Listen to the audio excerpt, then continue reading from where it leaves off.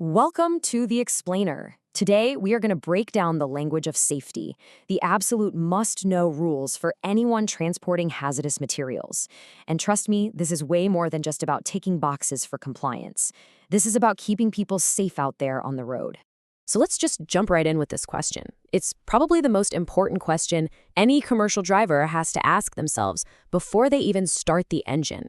Because when you're hauling hazmat, what you don't know, well, it can have some pretty serious consequences. That's why all these federal regulations exist. It's not just a bunch of red tape.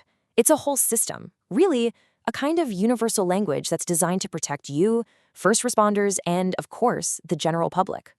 And this language is really built on three core pillars of communication, which we're going to walk through right now. So let's start with the foundation, our first pillar. This is the document that kicks everything off for any hazmat load. Your shipping papers.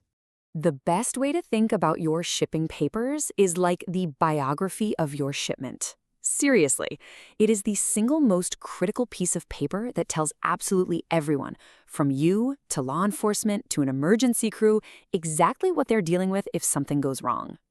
So on this slide, we've got the four things that are non-negotiable. They have to be on every single shipping paper. First, the proper shipping name. That's the official, by-the-book name. Then the hazard class, which tells you how it's dangerous. Is it flammable, corrosive? What's the deal? You also need the identification number, that unique 4-digit code. And finally, the total quantity, so everybody knows exactly how much is on board. There is absolutely no room for guesswork here. And beyond those basics, you've got these other critical pieces. That emergency response number, it's not just some office line, it's a 24/7 hotline with people who know what to do. The Emergency Response Information, or ERI, is basically the instruction manual for a bad day. And that shipper certification, that's their legal promise, their signature saying, yep, we packed this right and we told you everything.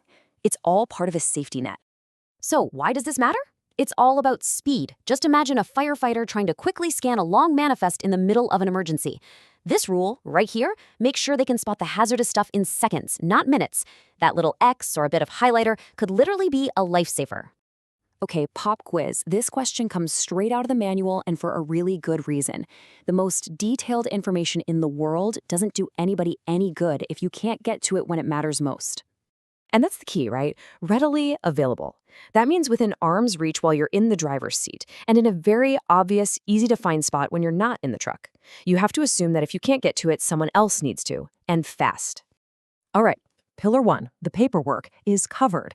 So let's move on to our second pillar, how you communicate the risk to everybody else out on the road. We're talking about the big, bold language of placards. That's it, right there. If the shipping papers tell the detailed story, the placards shout the headline. They're these huge, universal symbols that at a glance tell everyone, from firefighters to the family in the car next to you, hey, be careful around this truck. So this is where you have to connect the dots between the paperwork and what you stick on the outside of your truck. And the answer, of course, goes right back to pillar 1.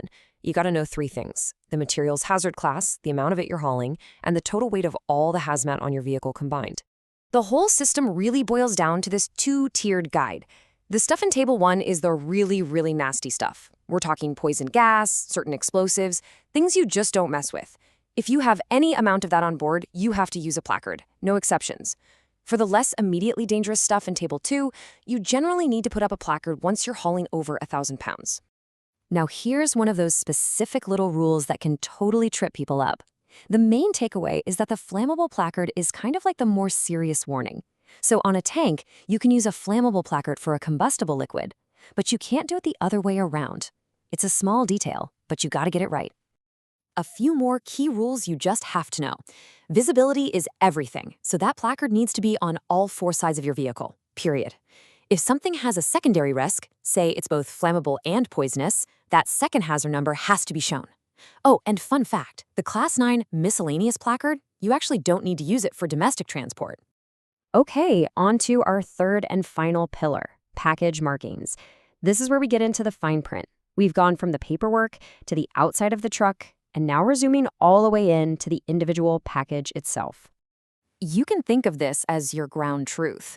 The markings are that final, physical check that connects the box in your hands right back to what's written on the shipping papers.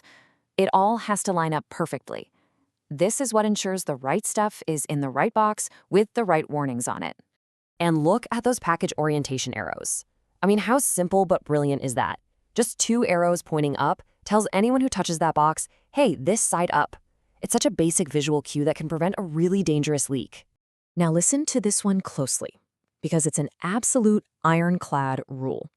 If the shipment is a hazardous waste, the description it must, start with the word waste. It completely changes the context for everyone down the line. It tells them this isn't a product anymore. It's something that needs to be disposed of carefully. And this really shows you the chain of responsibility. Before a driver like you even lays eyes on the load, the shipper has to go through these formal steps. That handwritten signature isn't just for show. It's a legal statement. It's them saying, I've personally ensured this is prepared according to the law. And what about this number? 2. That stands for 2 years. That's the minimum amount of time a shipper has to keep their copy of the shipping papers after you've driven away with the load. And for hazardous waste, it's even longer, 3 years. It's all about creating an accountability trail. Okay, so let's bring this all home. We've got our 3 pillars of hazmat communication: the shipping papers that tell the whole story, the placards that show the big picture risk, and the markings that confirm what's actually in the box. Look, the shipper does a lot of the upfront work, absolutely. They prepare the documents, they mark the packages. But you, the driver, you are the final checkpoint. You're the last person in that safety chain before this truck hits the public roads. In a way, you're the most important quality control inspector there is. And the answer to that is simple. It's you. You're the one. That final check, making sure the papers match the placards and the placards match the markings on the packages, that isn't just some chore. It's one of the most vital safety functions you will ever perform. It's your responsibility, and it's your word that you're doing everything you can to keep everyone else on the road safe.